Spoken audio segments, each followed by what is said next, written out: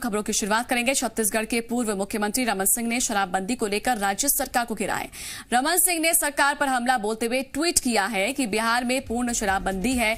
अब कांग्रेस वहां घोषणा पत्र में समीक्षा की बात कहकर क्या छत्तीसगढ़ की तरह शराब की खुलेआम बिक्री कराना चाहती है।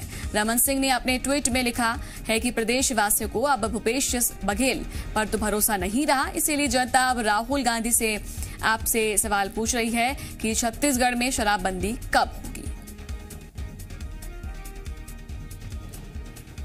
और इस पर ज्यादा जानकारी देने के लिए सत्यप्रकाश हमारे साथ लाइव जुड़ चुके हैं। सत्यप्रकाश, रमन सिंह की ओर से सवाल, शराबबंदी कब होगी इस तौर पर घेरने की कोशिश की जा रही है।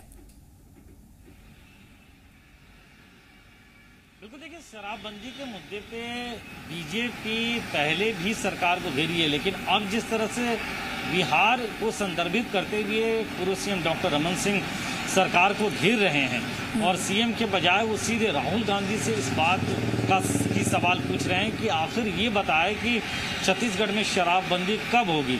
ये अपने आप में छत्तीसगढ़ की सियासत को गरमाने वाला कहीं ना कहीं ट्वीट है पूर्व सीएम डॉक्टर रमन सिंह का, क्योंकि देखिए, शराब की बिक्री को लेकर जो है और शराब की बिक्री से जो आमदनी हो रही है उसमें ऊपरी आमदनी को लेकर डॉक्टर रमन सिंह पहले भी सरकार पे हमलावर रहे हैं और यहाँ तक कई दफा वो बोल चुके हैं कि 20 से 30% जो है वो कमीशन के तौर पे शराब की बिक्री में किन किन लोगों के जेब में जा रहा है ये सब जानते हैं।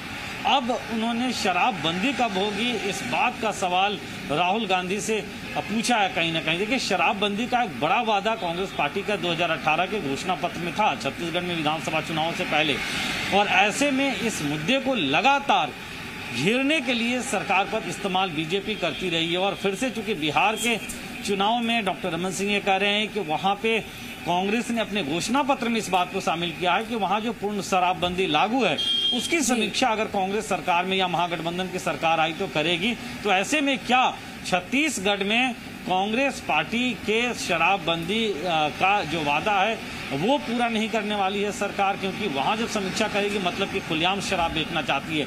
तो ये कहीं ना कहीं भले निशाना बिहार पे हो, बहाना बिहार पे हो, लेकिन निशाना जरूर छत्तीसगढ़ पे उन्होंने लगाने की कोशिश की। जी सत्यप्रकाश, आप बने रहिए हमारे साथ, आगे भी जानकारी आपसे लेंगे।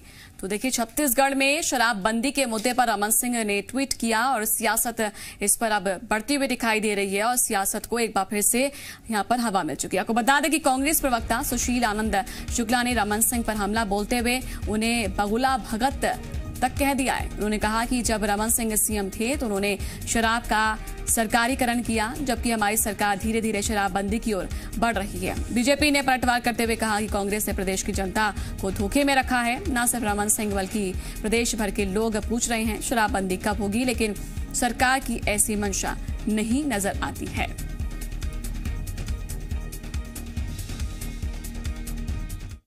हम राज्य में इस प्रकार से शराबबंदी नहीं लागू करना चाहते कि जिस प्रकार से नोटबंदी का दुष्परिणाम देश ने भुगता था। छत्तीसगढ़ में 5वीं अनुसूची की पंचायतें हैं, उन सबकी सहमति के पश्चात समय समय छत्तीसगढ़ को शराबबंदी की ओर हम ले जा रहे हैं। तुलनात्मक रूप से भारतीय जनता पार्टी के शासनकाल और छत्तीसगढ़ में कांग्रेस की सरकार बनने के बाद शराब की खपत में 10 से 15% तक कमी आई।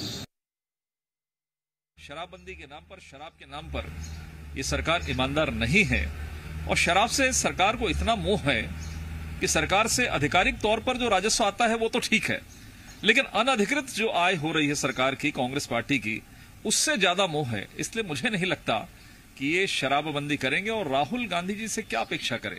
राहुल गांधी जी को तो जो पटकथा लिख के दी जाती है, जो स्क्रिप्ट दी जाती है, वो स्क्रिप्ट वो पढ़ते हैं, इसलिए उनसे उम्मीद नहीं की जा सकती। इस पर ज्यादा जानकारी देने के सत्यप्रकाश हमारे साथ बने हुए। सत्यप्रकाश, किसको शराब से ज्यादा मोह?